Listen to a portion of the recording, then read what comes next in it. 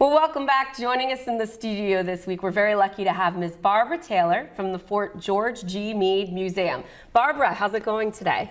Wonderful. I'm very pleased to be here with you. We are excited to have you. I'm not that knowledgeable of the museum, so I'm excited to get a peek at what's going on in there. Tell us about some of the artifacts that are at the museum and what you do there. Well, I'm the exhibit specialist at the Fort George G. Meade Museum, so I apologize. I am not the historian, but I've worked there Just as important, though. Well, Being sure, modest, I make the stuff being look modest. good. Yeah, I make the stuff look good. We have a lot of World War I artifacts on display right now because we're heading into our centennial. We just opened our World War I wing on April 6th, and the day that America entered the First World War, officially. So that's featuring some of our artifacts that have not been on display before. We're very proud to have them up. Very exciting. You got some tanks? Is that what you We got? do. Our museum is unique because we have the only small tank, which is a French tank. We had heavy tanks and light tanks, and the tank that I have on display is a light tank. America didn't have its own tanks to enter the war with. We had to borrow French machine guns, French tanks. So this tank is a tank that American forces fought in.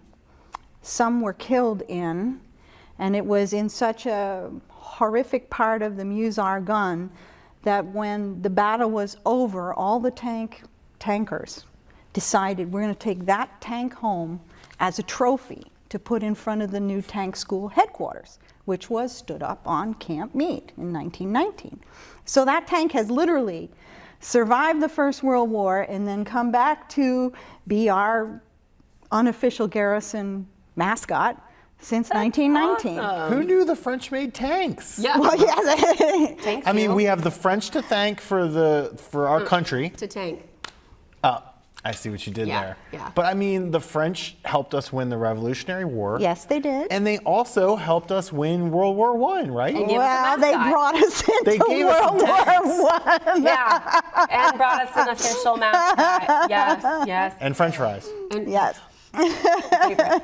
Tell us a bit about the namesake for the museum. Tell us a bit about George G. Meade. Well, George G. Meade was a Union general, and he is one of the few Army posts that has a name of a Union general.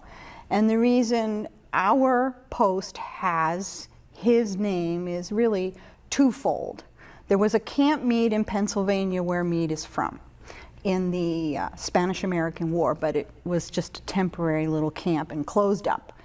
And when we entered the First World War, we named Camp Meade because it was close to Pennsylvania, and a lot of Pennsylvanians were coming to this camp to train. But also, the geographic land that makes up Fort Meade today was under the auspices of the Army of the Potomac, which General Meade was The commander. of in the American Civil War. So even though General Meade was never at Camp Meade, it's interesting that his nephew came to Camp Meade in World War I, and he was the officer in charge of the 304th Remount.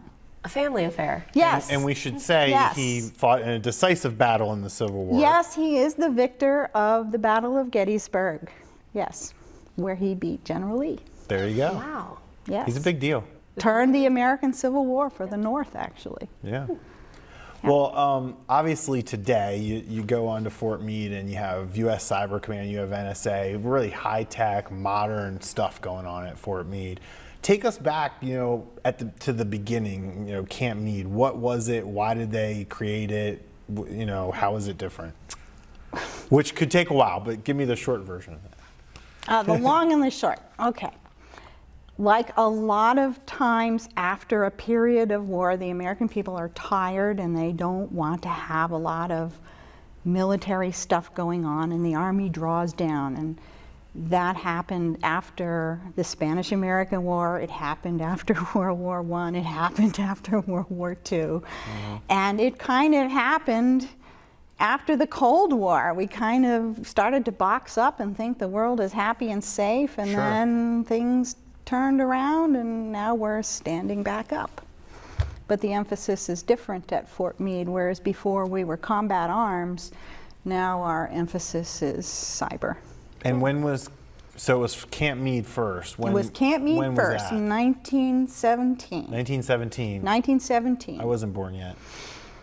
I don't think any of us. Oh, No, not even my grandparents were no. born yet. A long time ago. Yes. And then in 1928, it became Fort Leonard Wood when we became a permanent garrison. And in 1928, we became a garrison with permanent foundation buildings. So once you start building brick buildings or anything with a foundation in the ground, you can no longer be called a camp or a cantonment. You are now a fort. So the name changed to Fort Leonard Wood, which then upset the people in Pennsylvania who liked having Camp Meade nearby. So the people of Pennsylvania called their senators and said, you know, we want the name changed back to Fort Meade. But we couldn't because there was a Fort Meade in South Dakota existing already. So by act of Congress, we changed the name to Fort George G. Meade because the Pennsylvania senators held up the War Department's budget That's why until everybody said they you have to say changed the the G. name. And that Wow. is, yes, This is it's blowing my mind. I'm learning hysterical. so much right now. Isn't it a riot? Yes. Well, so we're coming up, the 100th anniversary. Tell us a little bit about what's going on around that event and, you know, what you're doing particularly to prepare. Well, we have a whole schedule of events, and we don't have a lot of extra money. You know, the government is tight. Yes, So it is. we just appropriated all the regular scheduled events on Fort Meade and put a World War I remembrance spin on them. So, like, we have a band, Lieutenant Dan Band is going to happen. What's the date? I have a schedule.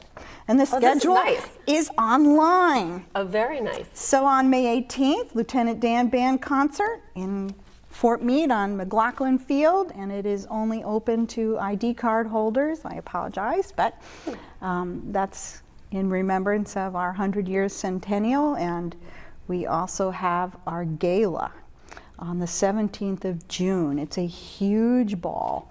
And we had a dry run on the 90th, on our 90th year, and it was so successful that we decided we would make it even bigger for the centennial. So the plan is to have a huge catered event, and I think Ruth Chris is going to be like the celebrity Fancy. chef. Yes, and the tickets are not cheap, but Is this open to the public? I believe or- this is open Okay. to the public. And There we go. You go online probably to gonna be a get the really big cake. information for tickets.